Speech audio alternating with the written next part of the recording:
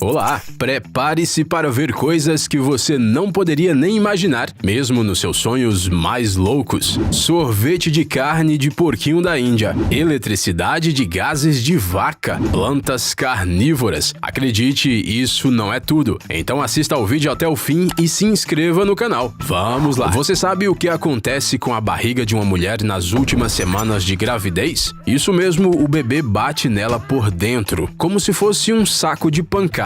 A mesma coisa acontece com outros mamíferos, como os cavalos, por exemplo. Mas peraí, como isso é possível se os potros têm cascos duros nas patas? A resposta é simples, eles não têm cascos. Caso contrário, a gestação e o parto não terminariam bem para a égua. Na verdade, os cascos dos cavalos recém-nascidos não são nada parecidos com aqueles que estamos acostumados a ver. Parece uma alcachofra, né? Bem, pelo menos é o que dizem os especialistas. Essa substância estranha nos cascos do potro é chamada de eponíquio, mas também é conhecida como chinelos de ouro ou dedos de fada. Não sabemos qual lógica o autor desses nomes usou, mas definitivamente há algo mágico no eponíquio. E o mais incrível é que, poucos dias após o nascimento, essas coisas estranhas endurecem e se transformam em cascos comuns.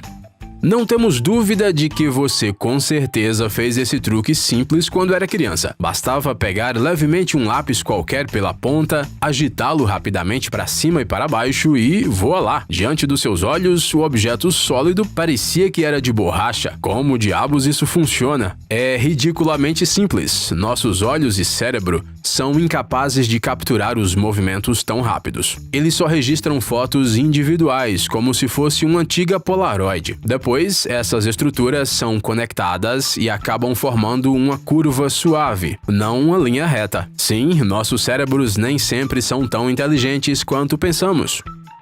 Se a simples menção da palavra jardinagem deixa você entediado, então que tal a jardinagem de corais? Sim, isso também existe. Você sabe que os corais são organismos vivos, né? Eles podem ser aparados como as plantas e então os brotos podem ser cultivados em outro lugar. Mas não se apresse em comprar ingressos para uma ilha paradisíaca e correr para o oceano com uma tesoura nas mãos. Nesse hobby, a precisão e a destreza são muito importantes. Portanto, antes disso, você precisará consultar um especialista e fazer um treinamento minucioso. Qual pintura você acha que pode ser vendida por 70 milhões de dólares? Bem, talvez algo do Van Gogh ou do Da Vinci. Sim, isso mesmo, mas em algum lugarzinho entre esses gênios está esse cara aqui. Não faz muito tempo, seu trabalho foi arrematado em um leilão por quase 70 milhões. E isso apesar do fato de que antes ele não recebia mais de uns 100 dólares pelo seu trabalho. E o mais incrível é que sua obra-prima nem pôde ser tocada, ela é digital. A pintura é uma colagem de 5.000 quadros que o autor Mike Winkelmann pintou todos os dias desde 2007. Bem, agora esse cara pode finalmente relaxar um pouco. Ei, o que você acha que está acontecendo nesta foto? Você nunca vai adivinhar. Este não é apenas um homem pegando um polvo, este é um atleta. Sim, em meados do século passado, no território dos Estados Unidos, existia uma disciplina esportiva que se chamava luta com polvo. Isso não quer dizer que essa arte marcial tinha muitos seguidores, mas várias milhares de pessoas assistiam à competição pela TV. Bem, nós também não deixaríamos de ver tal espetáculo. As câmeras de vídeos modernas são capazes de transmitir até as partículas de poeira. Mas você sabe como eram as câmeras em meados do século passado? A imagem nelas não era só de péssima qualidade, como também era em preto e branco. Portanto, os atores tinham que usar, bem, uma maquiagem muito incomum. Caso contrário, eles simplesmente não seriam visíveis para o espectador. O batom dessas meninas, por exemplo, não é nada vermelho, e sim verde. Afinal, essa cor é a que fica mais contrastante. No entanto, de qualquer maneira, você não verá a cor.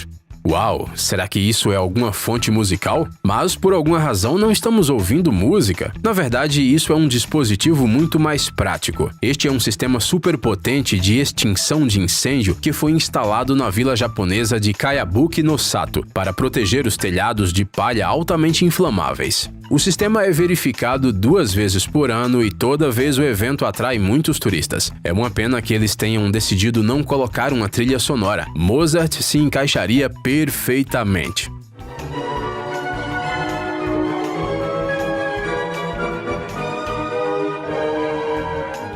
Ei, peraí, o que está acontecendo aqui? Será que é uma competição de enfermagem para achar o melhor raio-x? Antes fosse. Nos anos 50 e 60 do século passado, os quiropráticos dos Estados Unidos bolaram uma campanha de marketing que consistia em organizar um concurso de beleza inteiro, cujo principal critério seria uma postura excelente. A vencedora era determinada por nada menos que uma radiografia de sua coluna vertebral.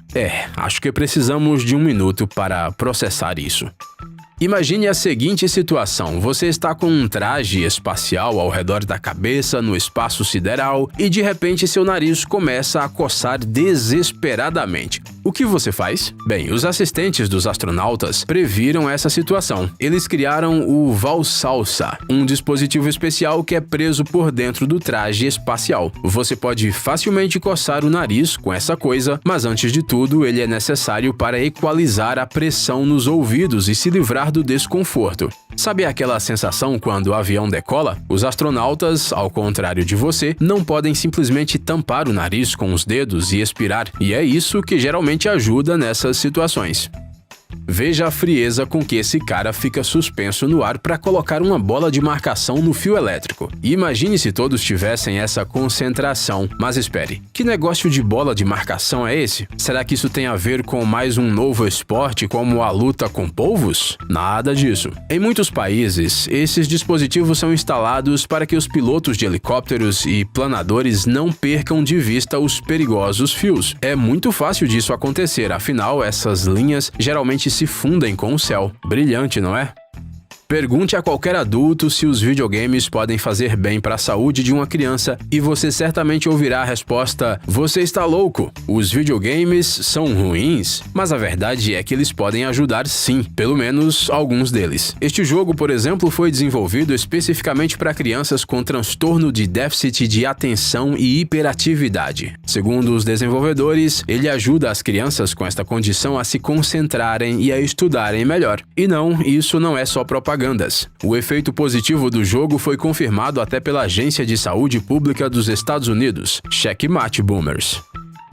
Você acha que grandes invenções são necessariamente algo sublime? Bem, como vamos te explicar, uns agricultores da Argentina, por exemplo, criaram uma tecnologia bem diferente. Eles tentaram coletar, gases de vaca e depois usá-los como uma fonte de energia verde. Sim, funciona assim. Os animais soltam puns e nas casas, as luzes e o aquecimento podem ser ligados. Não, sério, pense bem. Uma vaca emite cerca de 300 litros de metano por dia. Impressionante, certo? Isso é o suficiente para fornecer energia para uma geladeira enorme o dia todo. Só esperamos que os agricultores não decidam explorar o potencial de nossos organismos também.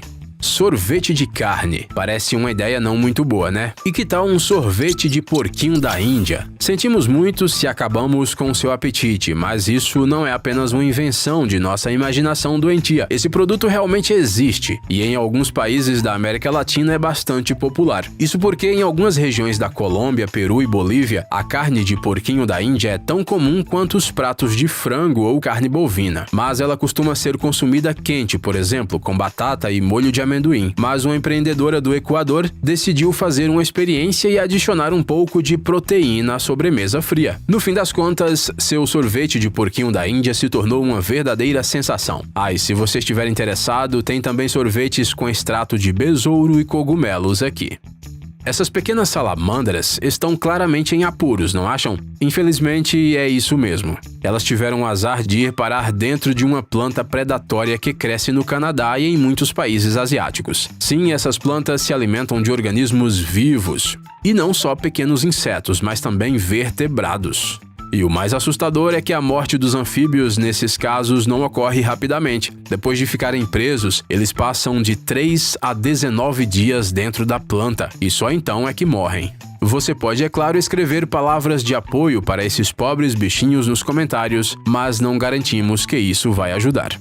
Atenção, tripofóbicos. Se afastem da tela imediatamente. Isso não é um treinamento. Deem uma olhada. É assim que os pica-paus armazenam as castanhas na natureza. Diga a verdade, você imaginou que era de uma forma completamente diferente, né? Bem, os pica-paus não são esquilos. Por isso, eles armazenam as castanhas não em uma cavidade, mas em um sistema complexo de buracos especiais. Mas espere, por que os pica-paus precisam de castanhas? A gente achava que eles se alimentavam de insetos. Será que você aí tem alguma ideia?